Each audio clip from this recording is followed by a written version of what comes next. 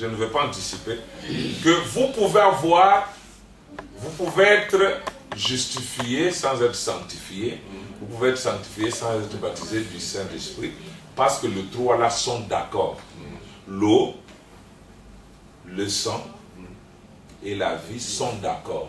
Il dit, mais le Père, le Fils et le Saint-Esprit sont un. Quand vous avez l'un d'eux, vous avez tous les autres. Vous ne pouvez pas voir le Père sans avoir le Fils. Vous ne pouvez pas voir le Fils sans le Saint-Esprit. Quand vous avez le Saint-Esprit, vous avez et le Père et le Fils. Parce que les trois sont un. Alors maintenant, nous verrons que dans chaque dispensation, que ce soit dans la paternité, ou là où il y avait le Père, on n'avait pas que le Père. On avait aussi le Fils et le Saint-Esprit. Et dans la filiation, on avait aussi le Père et le Saint-Esprit et le Fils. Et dans la dispensation du Saint-Esprit, dans laquelle nous vivons, nous avons aussi les trois facettes. Vous n'avez pas trouvé le fauteuil? Avec le papier. Ah, d'accord. Vous pouvez enlever ça, ce qu'il y a au-dessus. Nous allons voir, et nous allons trouver que vous êtes le but du but. Parce que le Père, c'est Dieu au-dessus de nous. Le Fils, Dieu parmi nous. Et le Saint-Esprit, c'est Dieu en nous. Et chaque dispensation a produit les trois facettes.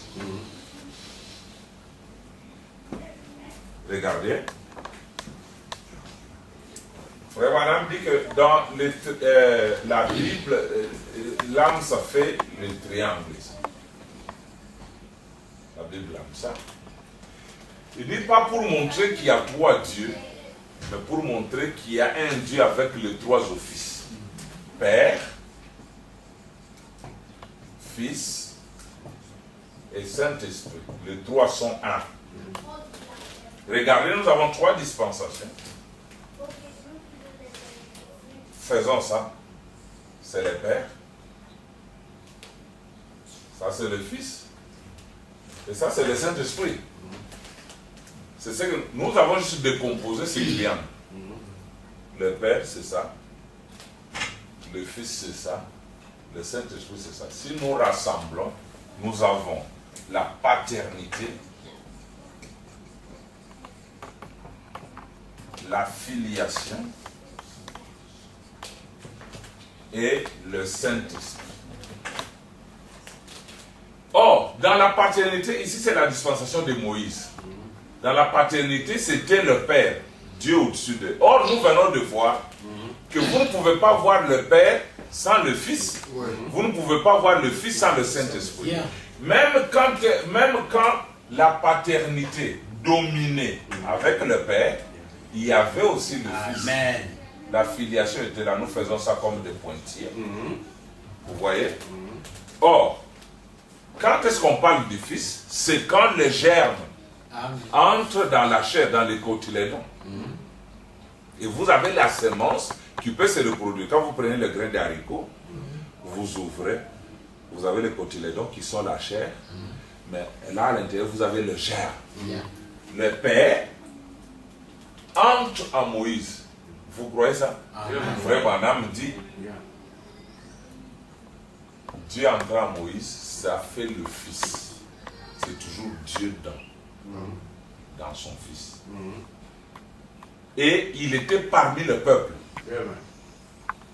Mais un jour, Dieu lui dit, je prends l'esprit qui est sur toi, Moïse, je vais le répartir. Dieu n'a pas pris un autre esprit quelque part.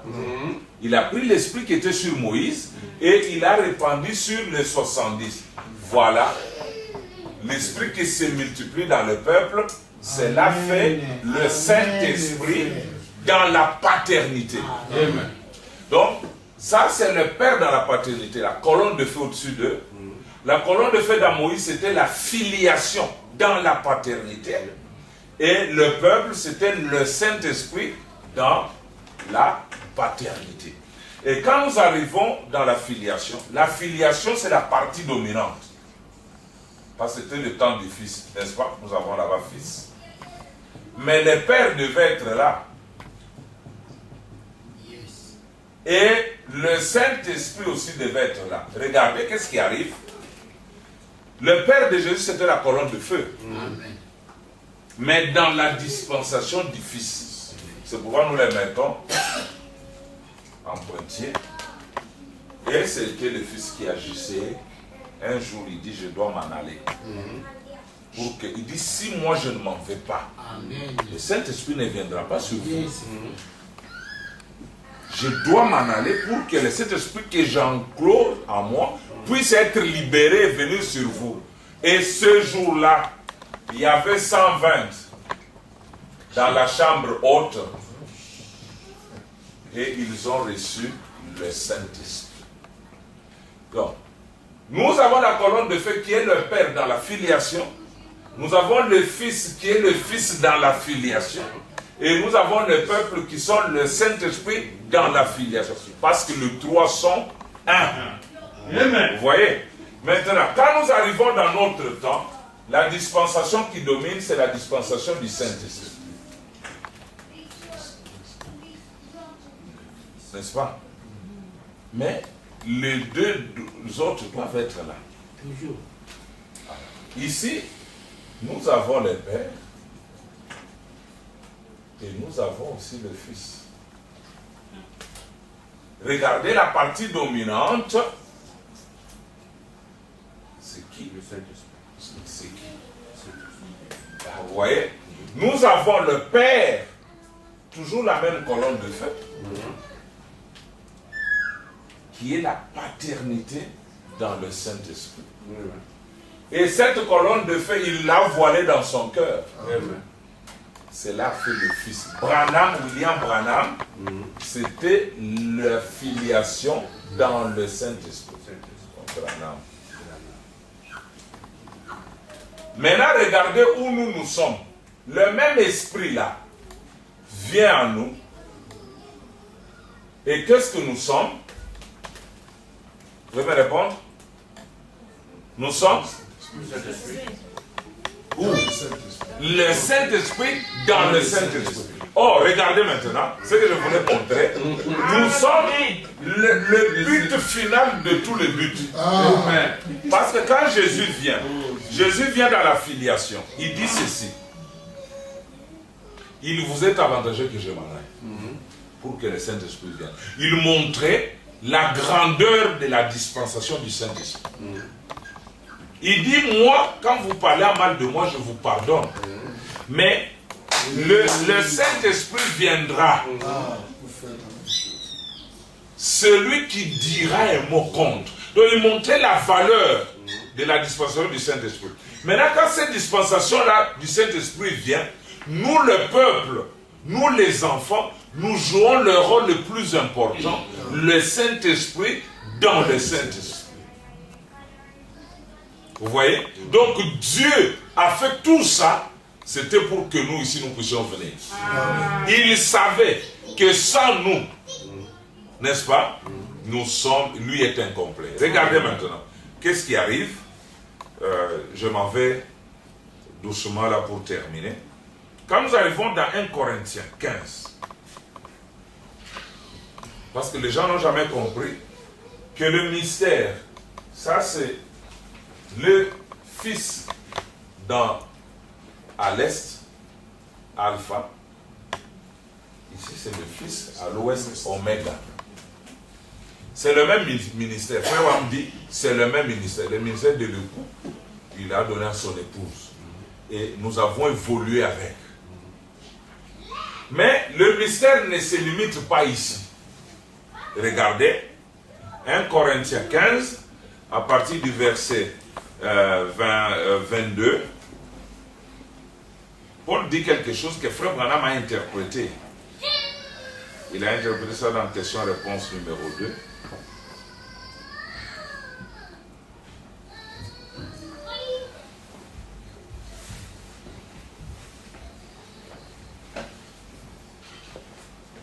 Corinthiens 15. On a déjà affiché ça. Ok, voilà.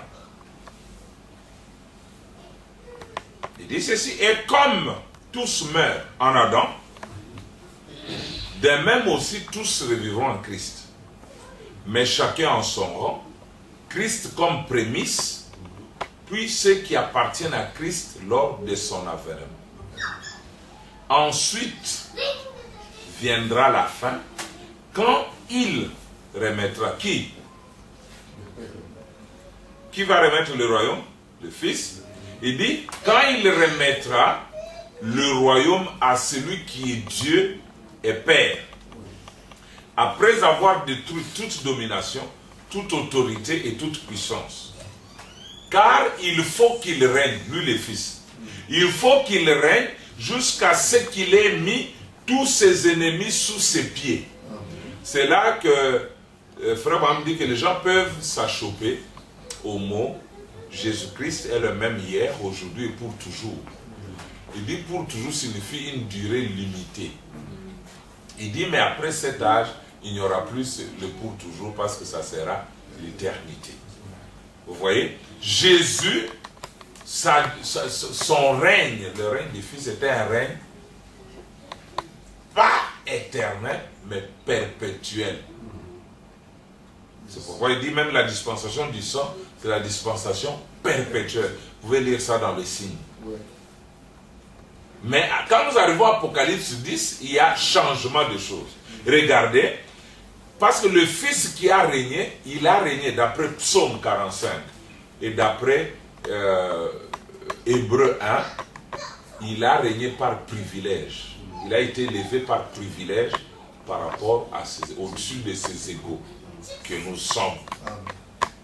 Nous étions ses égaux. Alors Dieu, en faisant le mystère, il l'a élevé.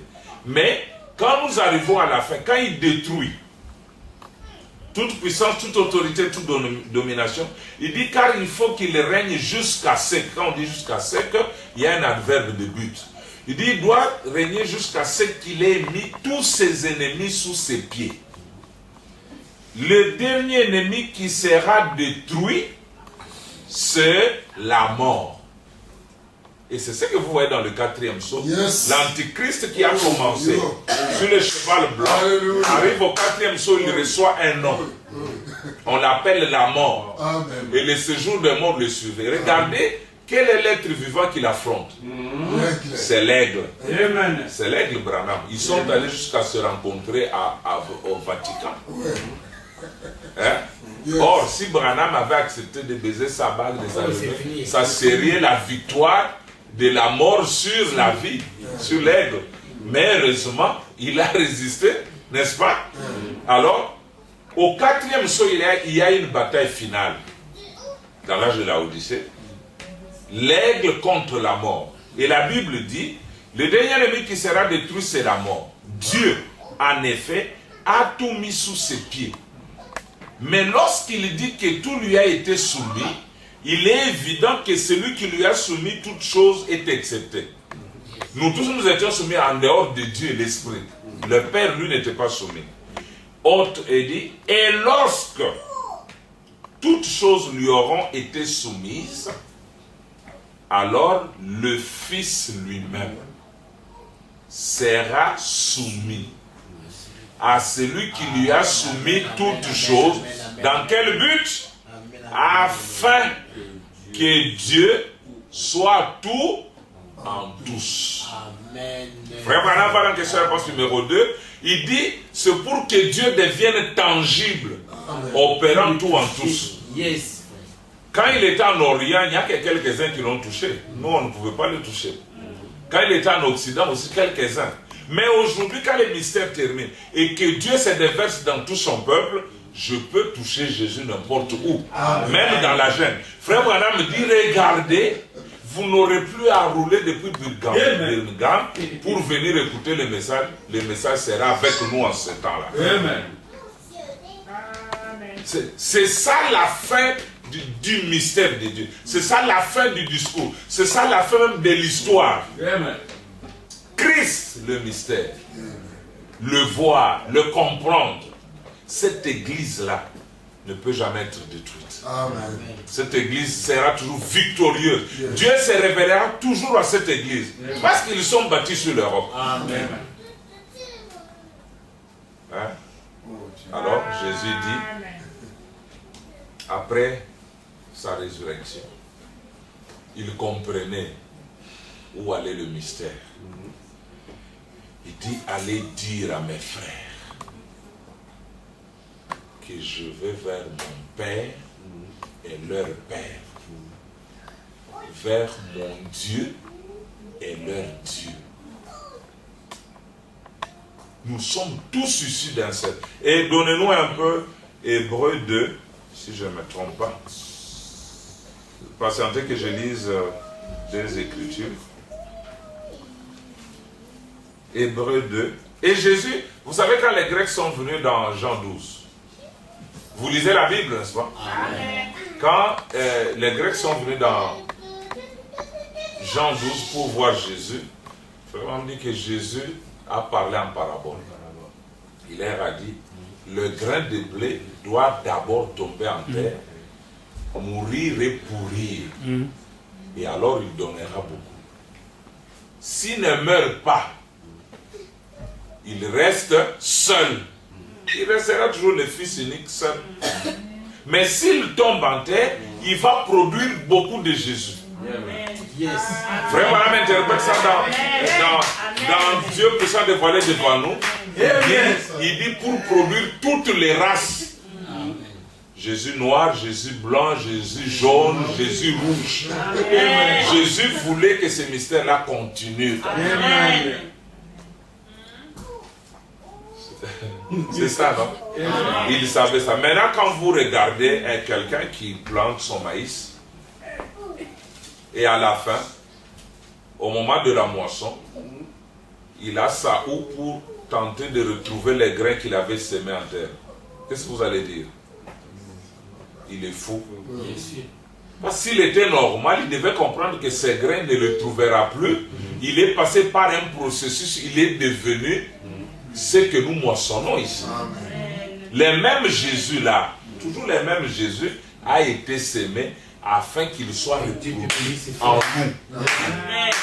C'est pourquoi il y aura beaucoup de gens qui ne verront jamais Jésus. Ils l'attendent, mais ils ne le verront jamais. Parce qu'ils attendent qu'un juif descende du ciel comme ça, ils viennent ici. Non, c'est faux. Il y a beaucoup de choses. Bon, que je me limite là, que Dieu vous bénisse. Amen, amen. On va lire ça après.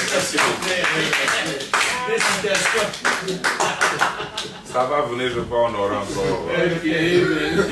Alors, je voulais dire, vous voyez, dans le message, il y a toujours le langage. Jésus dit, pourquoi vous ne comprenez pas mon langage? C'est voilé là pour les élus.